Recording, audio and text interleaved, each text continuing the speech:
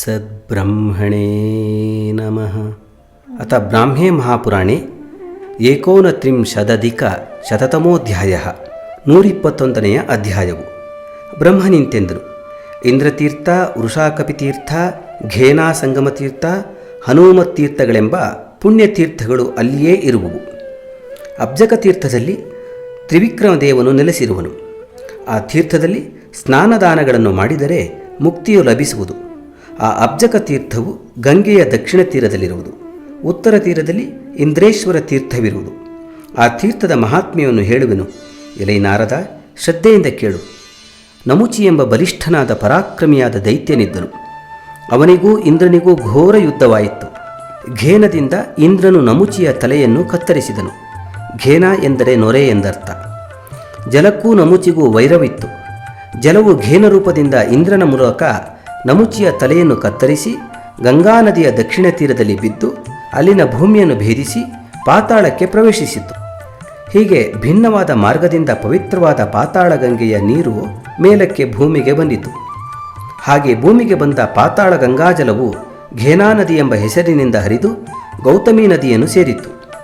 ಈ ಘೇನಾ ಗೌತಮಿ ಸಂಗಮವು ಪುಣ್ಯತಮವಾದದ್ದು. ಗಂಗಾ ಯಮುನಾ ಸಂಗಮದಂತೆ ಸಕಲ ಪಾಪಗಳನ್ನು ಹೋಗಲಾಡಿಸುವುದು. ಹನುಮಂತನ ಮಲತಾಯಿಯು ಸ್ನಾನ ಮಾಡಿ ವಿಷ್ಣು ಮತ್ತು ಗಂಗೆಯರ ಅನುಗ್ರಹದಿಂದ ಮಾರ್ಜಾ ಸ್ವರೂಪವನ್ನು ಕಳೆದುಕೊಂಡ ತೀರ್ಥವು ಮಾರ್ಜಾ ತೀರ್ಥವೆಂಬುದು. ಆ ತೀರ್ಥದ ಮಹಾತ್ಮ್ಯವನ್ನು ನಿನಗೆ ಮೊದಲೇ ವಿಸ್ತರಿಸಿರುವೆನು. ಆ ತೀರ್ಥಕ್ಕೆ ಹನುಮತಾ ತೀರ್ಥವೆಂದು ಮತ್ತೊಂದು ಹೆಸರು ಇರುವುದು. ಇದಕ್ಕೆ ಸಂಬಂಧಿಸಿದ ಚರಿತ್ರೆಯನ್ನು ನಿನಗೆ ಹಿಂದೆ ಹೇಳಿರುವೆನು. ವೃಷಾಕಪ ಮತ್ತು ಅಬ್ಜಕ ತೀರ್ಥಗಳ ಮಹಾತ್ಮ್ಯವನ್ನು ಹೇಳುವನು. ಶ್ರದ್ಧೆಯಿಂದ ಕೇಳು. ಹಿಂದೆ ಹಿರಣ್ಯನೆಂಬ ದೈತ್ಯನಿದ್ದನು. ಅವನು ದೈತ್ಯರಿಗೆಲ್ಲ ಹಿರಿಯನೂ ಮತ್ತು ಬಲಿಷ್ಠನು. ತಪಸ್ಸು ಮಾಡಿ ಆ ದೈತ್ಯನು ದೇವತೆಗಳಿಗೂ ಅಜೇಯನಾಗಿದ್ದನು. ಆ ಹಿರಣ್ಯ ದೈತ್ಯನಿಗೆ ಮಹಾಶನಿ ಎಂಬ ಮಗನಿದ್ದನು. ಅವನು ದೇವತೆಗಳಿಗೆ ಅಜೇಯನಾದಂತಹ ಪರಾಕ್ರಮಿಯಾಗಿದ್ದನು. ಪರಾಜಿತ ಎಂಬುವಳು ಅವನ ಹೆಂಡತಿ. ಆ ದೈತ್ಯನು ಇಂದ್ರನೊಡನೆ ಬಹುಕಾಲ ಯುದ್ಧ ಮಾಡಿದನು. ಆ ಯುದ್ಧದಲ್ಲಿ ಮಹಾವೀರನಾದ ಮಹಾಶನಿಯು ಇಂದ್ರನನ್ನು ಜಯಿಸಿ ಐರಾವತದೊಡನೆ ಅವನನ್ನು ತನ್ನ ತಂದೆಯ ವಶಕ್ಕೆ ಕಳುಹಿಸಿದ್ದನು. ಐರಾವತದೊಡನೆ ಇಂದ್ರನನ್ನು ಬಂಧಿಸಿ ಆ ಮಹಾಶನಿಯು ತನ್ನ ತಂಗಿಯಾದ ಇಂದ್ರನ ಹೆಂಡತಿ ಶಚೀದೇವಿಯನ್ನು ನೋಡಿ ದಯೆಯಿಂದ ಇಂದ್ರನನ್ನು ತಂದೆಯಾದ ಹಿರಣ್ಯ ದೈತ್ಯನಿಗೆ ಒಪ್ಪಿಸಿದನು. ಆ ಹಿರಣ್ಯ ದೈತ್ಯನು ದೈತ್ಯರಿಗೆಲ್ಲ ಹಿರಿಯನವನು. ಅವನು ಶಚೀಪತಿಯನ್ನು ಪಾತಾಳದಲ್ಲಿ ತನ್ನ ಅರಮನೆಯಲ್ಲಿ ರಕ್ಷಿಸುತ್ತಿದ್ದನು. ಹೀಗೆ ಇಂದ್ರನನ್ನು ಜಯಿಸಿ ಮಹಾಶನಿಯು ವರುಣನನ್ನು ಜಯಿಸಲು ಹೊರಟನು. ಬುದ್ಧಿವಂತನಾದ ವರುಣನು ಮಹಾಶನಿಗೆ ತನ್ನ ಮಗಳನ್ನು ಮದುವೆ ಮಾಡಿಕೊಟ್ಟನು ಮತ್ತು ತನ್ನ ವಾಸಸ್ಥಾನವಾದ ಸಮುದ್ರವನ್ನು ಮಹಾಶನಿಗೆ ಕೊಟ್ಟನು. ಹೀಗೆ ವರುಣ ಮಹಾಶನಿಗಳಿಗೆ ಪರಸ್ಪರ ಸ್ನೇಹ ಉಂಟಾಯಿತು. ವರುಣನ ಮಗಳಾದ ವಾರುಣೀ ದೇವಿಯು ಮಹಾಶನಿಯ ಪ್ರಿಯಪತ್ನಿಯಾದಳು. ವೀರ್ಯ, ಯಶಸ್ಸು, ಶೌರ್ಯ, ಬಲಗಳಲ್ಲಿ ಆಗ ಮಹಾಶನಿಗೆ ಸಮನಾದವರು ಯಾರೂ ಇರಲಿಲ್ಲ. ಇಂದ್ರನು ಸ್ವರ್ಗದಲ್ಲಿ ಇಲ್ಲದಂತಾಗಲು ದೇವತೆಗಳೆಲ್ಲರೂ ಸೇರಿ ಹೀಗೆ ಯೋಚಿಸಿದರು. ನಮಗೆ ಇಂದ್ರನನ್ನು ದೊರಕಿಸುವವನು ಹರಿಯು. ದೈತ್ಯರನ್ನು ಸಂಹರಿಸಬಲ್ಲವನೂ ಅವನೇ. ಇದಕ್ಕೆ ತಕ್ಕ ಉಪಾಯವನ್ನು ಅವನು ಬಲ್ಲನು. ಅಥವಾ ಬೇರೆ ಇಂದ್ರನನ್ನಾದರೂ ಅವನು ನಮಗೆ ನಿಯಮಿಸಬಹುದು. ಹೀಗೆ ಆಲೋಚಿಸಿ ಆ ದೇವತೆಗಳು ಹರಿಯ ಬಳಿಗೆ ಹೋಗಿ ಅವನಿಗೆ ಸಮಾಚಾರವನ್ನು ವಿಜ್ಞಾಪಿಸಿಕೊಂಡರು. ಮಹಾದೈತ್ಯನಾದ ಆ ಮಹಾಶನಿಯನ್ನು ನಾವ್ಯಾರೂ ಜಯಿಸಲಾರೆವು ಎಂದೂ ಹೇಳಿದರು.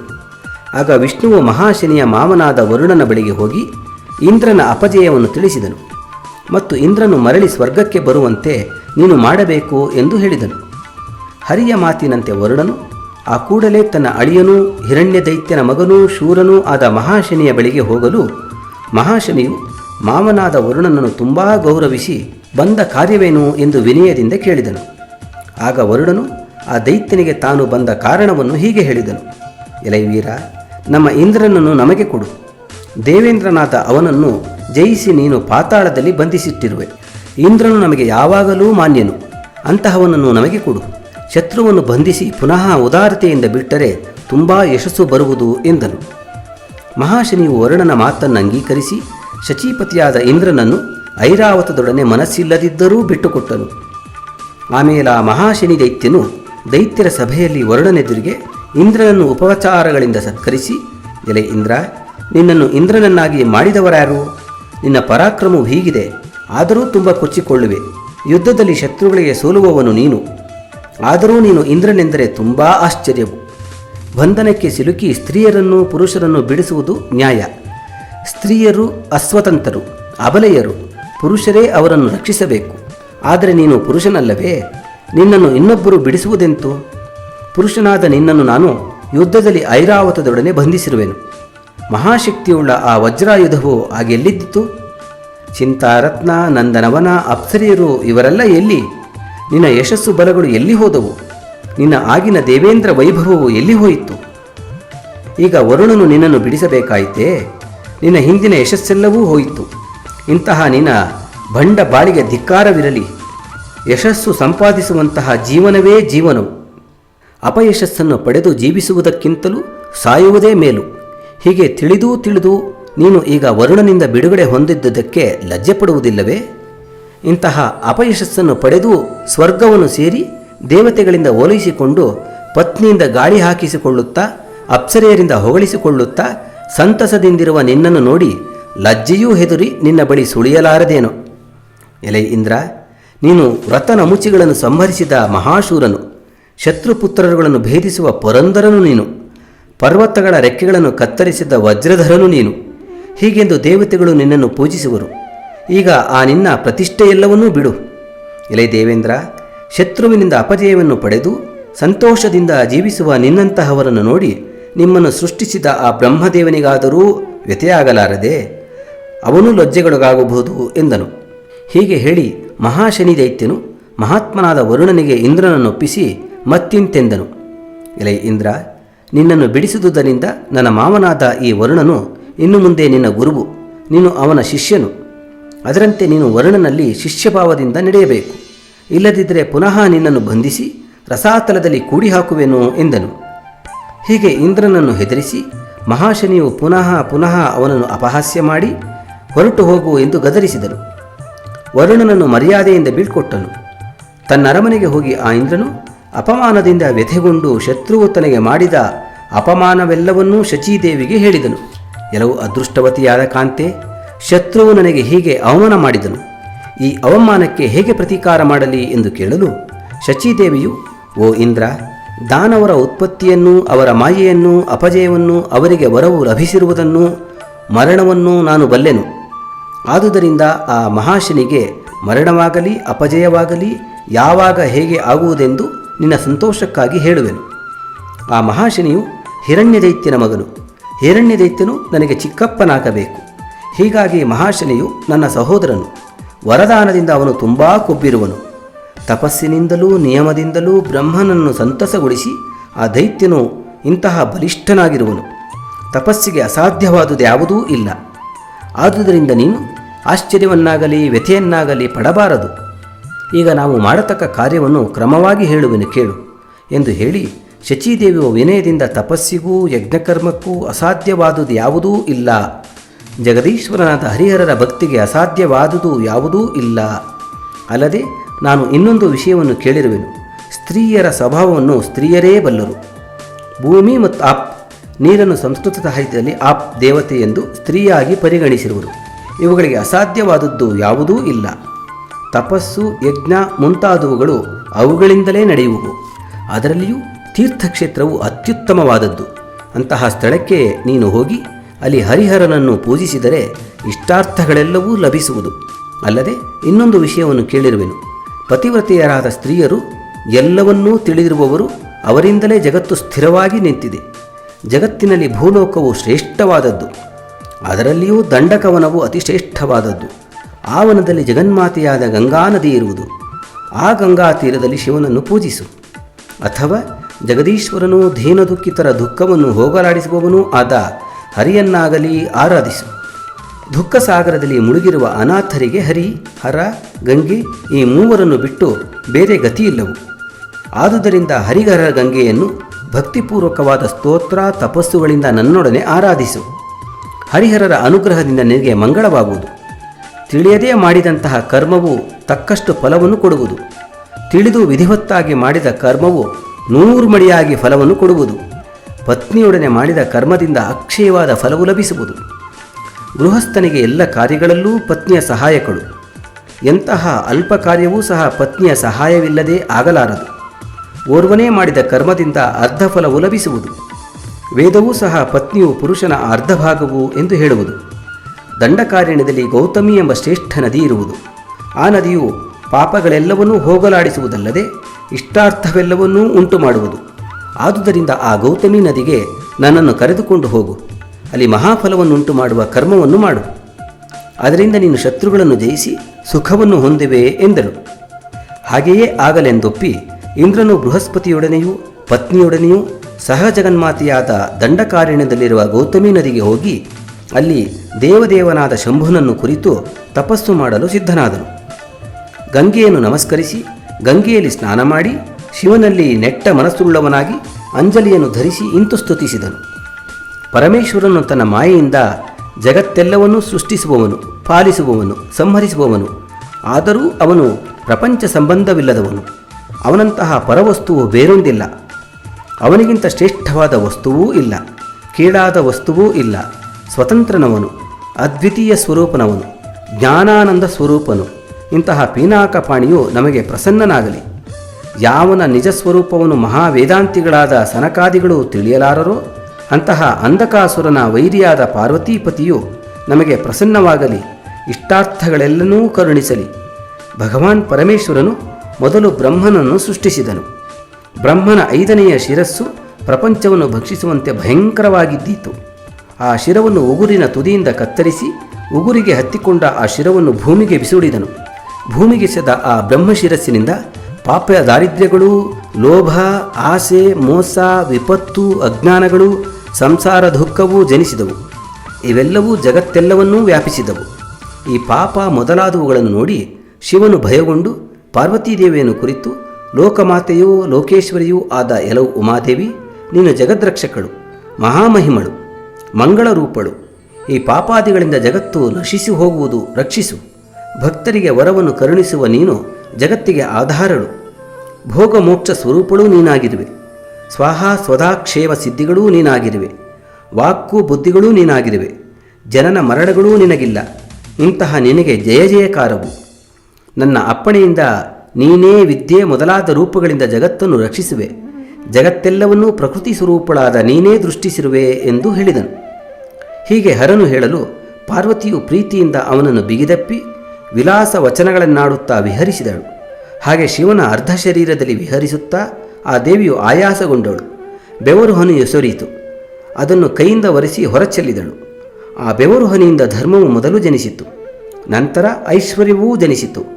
ನಂತರ ದಾನ, ಸುಭಿಕ್ಷಾ, ಸ್ವಾತ್ವಿಕತೆಗಳು, ಸರೋವರ, ಧ್ಯಾನ, ಪುಷ್ಪ ಫಲಗಳೂ ಜನಿಸಿದವು. ಸುಖ ವಸ್ತುಗಳು, ಸುಂದರ ಶರೀರ, ಶೃಂಗಾರ ವಸ್ತುಗಳು, ಔಷಧಗಳು, ನೃತ್ಯಗೀತಗಳು, ಅಮೃತ, ಪುರಾಣಗಳು, ಶ್ರುತಿಸ್ಮೃತಿಗಳು, ನ್ಯಾಯ, ಅನ್ನ, ಪಾನಗಳು ಇವೆಲ್ಲವೂ ಆ ಬೆವರು ಹನಿಯಿಂದ ಜನಿಸಿದವು. ಆಯುಧಗಳು, ಶಾಸ್ತ್ರಗಳು, ಮನೆಗೆ ಉಪಯೋಗುವ ವಸ್ತುಗಳು, ಮಂತ್ರಾಸ್ತ್ರಗಳು, ತೀರ್ಥಗಳು, ಅರಣ್ಯಗಳು, ಕೆರೆಕೊಳಗಳು, ಉಪವನಾದಿಗಳು, ಮಂಗಳಗಳು, ವಾಹನಗಳು, ಆಭರಣಗಳು, ಆಸನಗಳು ಇವೆಲ್ಲವೂ ಜನಿಸಿದವು. ಇಂದ್ರನಿಂತೆಂದನು, ನೀನು ಏಕಾಂತದಲ್ಲಿ ಶಿವನ ಆಲಿಂಗನದ ಹಾಸ್ಯ ಆಲಾಪಗಳನ್ನು ಮಾಡಿ ಉಂಟಾದ ಬೆವರು ಹನಿಯಿಂದ ಈ ಮೇಲಿನ ಜಗತ್ತೆಲ್ಲವೂ ಜನಿಸಿರುವುದಲ್ಲದೆ ಪವಿತ್ರವೂ ಆಯಿತು. ಓ ದೇವಿ, ಪರಮಸುಖ ಮತ್ತು ನಿತ್ಯಕ್ಷೇಮಗಳು ನಿನ್ನಿಂದಲೇ ಲಭಿಸುವುವು. ಜಗನ್ಮಾತೆಯೂ ಅನಾದಿ ಪ್ರಕೃತಿಯೂ ಆದ ಓ ದೇವಿ, ಶತ್ರುಭಯದಿಂದ ನನ್ನನ್ನು ರಕ್ಷಿಸು. ಶಿವ ಮತ್ತು ಶಕ್ತಿ ಇವರು ಭಿನ್ನರೇ ಅಲ್ಲವೇ ಎಂದು ಕೆಲವರು ತುದಿ ಮೊದಲಿಲ್ಲದ ತರ್ಕವನ್ನು ಮಾಡುವರು. ಕೆಲವರು ತಿಳಿಯದೇ ಭೇದವನ್ನು ಎಣಿಸುವರು. ಶಿವಶಕ್ತಿಗಳಿಗೆ ಸದಾ ಐಕ್ಯವು, ಭೇದವಿಲ್ಲ. ಇಂತಹ ಅರ್ಧನಾರೀಶ್ವರನಾದ ಸುಂದರೇಶ್ವರನನ್ನು ನಮಸ್ಕರಿಸುವೆನು. ಹೀಗೆ ಇಂದ್ರನು ಸ್ತುತಿಸುತ್ತಿರಲು ಶಿವನು ಪ್ರತ್ಯಕ್ಷನಾಗಿ, ಎಲೆ ಇಂದ್ರ, ನಿನಗೆ ಬೇಕಾದ ವರವೇನು ಕೇಳು ಎಂದನು. ಇಂದ್ರನು ಹೇಳಿದನು, ಓ ದೇವ, ನನಗೆ ಸಿಡಿಲಿನಂತೆ ಭಯಂಕರವಾದ ಅಶನಿ ಎಂಬ ಶತ್ರುವಿರುವನು. ಅವನು ನನ್ನನ್ನು ಬಂಧಿಸಿ ಪಾತಾಳ ಕೊಯ್ದು ನಾನಾ ಬಗೆಯಿಂದ ಅವಮಾನ ಮಾಡಿದನು. ವಾಗ್ಬಾಣಗಳಿಂದ ನನ್ನನ್ನು ಪ್ರಹರಿಸಿದನು. ಆ ಶತ್ರುವಿನ ವಧಕ್ಕಾಗಿ ಇಂತಹ ತಪಸ್ಸನ್ನಾಚರಿಸಿ ನಿನ್ನನ್ನೊಲಿಸಿರುವೆನು. ಆದುದರಿಂದ ಓ ದೇವ, ಆ ಶತ್ರುವನ್ನು ಜಯಿಸುವಂತಹ ತೇಜಸ್ಸನ್ನು ನನಗೆ ಅನುಗ್ರಹಿಸು. ಆ ಶಕ್ತಿಯಿಂದ ಮಿಕ್ಕ ಶತ್ರುಗಳೂ ನಾಶವಾಗಬೇಕು. ನನಗೆ ಅವಮಾನ ಮಾಡಿದ ಶತ್ರುವನ್ನು ಸಂಹರಿಸಿದರೆ ನನಗೆ ಹೊಸ ಜನ್ಮವಾದಂತೆ.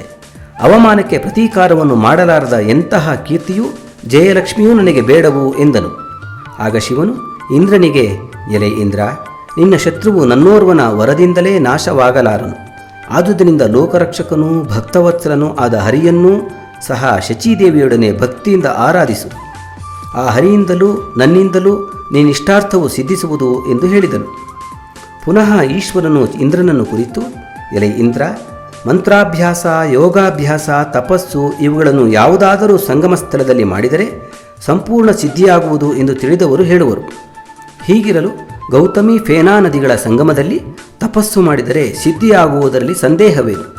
ಗಿರಿಗುಹೆ, ನದೀ ಸಂಗಮ ಇವುಗಳಲ್ಲಿ ಹರಿಯನ್ನು ಭಕ್ತಿಯಿಂದ ಭಜಿಸಿದರೆ ಸಂಪೂರ್ಣ ಸಿದ್ಧಿಯಾಗುವುದು. ಗಂಗಾ ನದಿಯ ದಕ್ಷಿಣ ತೀರದಲ್ಲಿ ಅಪಸ್ತಂಭ ಮುನಿ ಇರುವನು. ಅವನಿಗೆ ನಾನು ಪ್ರಸನ್ನನಾಗಿರುವೆನು. ಆ ಮುನಿಯೊಡನೆಯೂ ಶಚೀದೇವಿಯೊಡನೆಯೂ ಆ ಗಂಗಾ ತೀರದಲ್ಲಿ ನಾರಾಯಣನನ್ನು ಆರಾಧಿಸು ಎಂದನು. ಆಪಸ್ತಂಭನೊಡನೆ ಇಂದ್ರನು ಗಂಗಾ ನದಿಯ ದಕ್ಷಿಣ ತೀರಕ್ಕೆ ತೆರಳಿ ಫೇನಾ ಗಂಗೆಗಳ ಸಂಗಮ ಸ್ಥಳದಲ್ಲಿ ಸ್ನಾನ ಮಾಡಿ ಅಲ್ಲಿ ಭಕ್ತಿಪೂರ್ವಕವಾಗಿ ವೈದಿಕ ಮಂತ್ರಗಳಿಂದ ನಾರಾಯಣನನ್ನು ಸ್ತುತಿಸಿದನು. ಆಗ ಹರಿಯು ಪ್ರಸನ್ನನಾಗಿ ವರವನ್ನು ಕೇಳು ಎಂದು ಹೇಳಿದನು. ಇಂದ್ರನು ನನ್ನ ಶತ್ರುವನ್ನು ಸಂಹರಿಸುವಂತಹ ವೀರನನ್ನು ಅನುಗ್ರಹಿಸು ಎಂದು ಕೇಳಿದನು. ಆಗಲಿ ಎಂದು ನಾರಾಯಣನು ವರವನ್ನು ಅನುಗ್ರಹಿಸಿದನು. ಆ ವರದ ಮಹಿಮೆಯಿಂದ ಮತ್ತು ಹರಿಹರ ಮತ್ತು ಗಂಗೆಯರ ಅನುಗ್ರಹದಿಂದ ಅಲ್ಲಿ ನೀರಿನಿಂದ ಶಿವವಿಷ್ಣು ಸ್ವರೂಪನಾದ ಪುರುಷನೋರ್ವನು ಜನಿಸಿದನು. ಅಬ್ಜಕ ಮತ್ತು ಉಷಾಕಪಿ ಎಂದು ಅವನಿಗೆ 2 ಹೆಸರುಗಳು. ಚಕ್ರ ಮತ್ತು ತ್ರಿಶೂಲಗಳೆರಡನ್ನೂ ಅವನು ಧರಿಸಿದ್ದನು. ಆ ಉಷಾಕಪಿಯು ಪಾತಾಳಕ್ಕೆ ಹೋಗಿ ಇಂದ್ರನ ವೈರಿಯಾದ ಮಹಾಶನಿಯನ್ನು ಸಂಹರಿಸಿದನು. ಆ ಅಬ್ಜಕನು ಇಂದ್ರನಿಗೆ ಮಿತ್ರನಾದನು. ಸ್ವರ್ಗದಲ್ಲಿಯೂ ಇಂದ್ರನು ಸದಾ ವೃಷಾಕಪಿಯೊಡನೆಯೇ ಸ್ನೇಹದಿಂದ ಕಾಲ ಕಳೆಯುತ್ತಿದ್ದನು. ಹೀಗೆ ತನ್ನಲ್ಲಿಗೆ ಬರದೆ ಮಿತ್ರನೊಡನೆ ಇಂದ್ರನು ಕಾಲ ಕಳೆಯುತ್ತಿರುವುದನ್ನು ನೋಡಿ ಶಚೀದೇವಿಯು ಕೋಪಗೊಂಡವಳು. ಅವಳನ್ನು ಸಮಾಧಾನ ಮಾಡುತ್ತಾ ಇಂದ್ರನು ಪ್ರೀತಿಯಿಂದ ಇಂತೆಂದನು, ಕೆಲವು ಇಂದ್ರಾಣಿ, ವೃಷಾಕಪಿಯನ್ನು ಹೊರತು ಇನ್ನಾರಲ್ಲಿಯೂ ನಾನು ಆಸಕ್ತನಾಗಿಲ್ಲ. ಅವನು ನನ್ನ ಸ್ನೇಹಿತ. ಅಗ್ನಿಗೆ ಇಷ್ಟವಾದ ಜಲವೇ ಅವನ ಆಹಾರವು. ಕೆಲವು ಪ್ರಿಯೆ, ನಿನ್ನಾಣೆಗೂ ಹೇಳುವೆನು, ನಾನು ಬೇರೆ ಸ್ತ್ರೀಯಲ್ಲಿ ಆಸಕ್ತನಾಗಿಲ್ಲ. ಆದುದರಿಂದ ನನ್ನಲ್ಲಿ ನಿನಗೆ ಸಂಶಯವೂ ಬೇಡ. ಪತಿವ್ರತೆಯಾದ ನೀನು ನನಗೆ ಧರ್ಮ ಮತ್ತು ಕಾರ್ಯಗಳಲ್ಲಿ ಸಹಾಯಕಳಾಗಿರುವೆ. ಕುಲೀನೆಯಾದ ನೀನು ಸತ್ಪುತ್ರರನ್ನು ಹಡೆದಿರುವೆ. ನಿನ್ನ ಹೊರತು ಬೇರೆ ಯಾವಳೂ ನಿನ್ನ ಹಾಗೆ ನನಗೆ ಪ್ರಿಯಳಾದಾಳು. ನಿನ್ನ ಉಪದೇಶದಿಂದಲೇ ನಾನು ಗಂಗಾ ನದಿಗೆ ಹೋಗಿ ತಪಸ್ಸು ಮಾಡಿ ದೇವದೇವರಾದ ಹರಿಹರರ ಮತ್ತು ಜಲೋತ್ಪನ್ನನಾದ ವೃಷಾಕಪಿಯ ಅನುಗ್ರಹದಿಂದ ಶತ್ರು ದುಃಖವನ್ನು ಕಳೆದುಕೊಂಡನು. ನನ್ನ ಇಂದ್ರತ್ವವು ಸ್ಥಿರವಾಯಿತು. ಪತಿಯ ಮನಸ್ಸಿನಂತೆ ನಡೆಯುವ ಪತ್ನಿ ಇದ್ದರೆ ಎಂತಹದ್ದನ್ನೂ ಸಾಧಿಸಬಹುದು.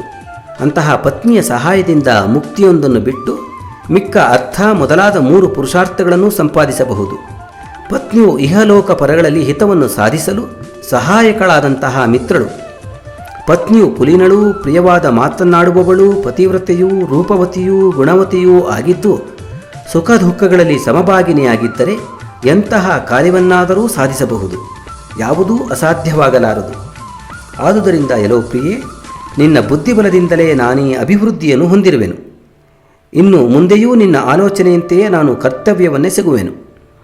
ಇಹಪರಗಳಲ್ಲಿ ಸುಖವನ್ನು ಪಡೆಯಲು ಪುತ್ರನಂತಹ ಸಾಧನವು ಬೇರೊಂದಿಲ್ಲ. ದುಃಖಿತನಾದ ಪುರುಷನಿಗೆ ಪತ್ನಿಯಂತಹ ದುಃಖನಾಶಕವಾದ ಔಷಧಿಯೂ ಮತ್ತೊಂದಿಲ್ಲ.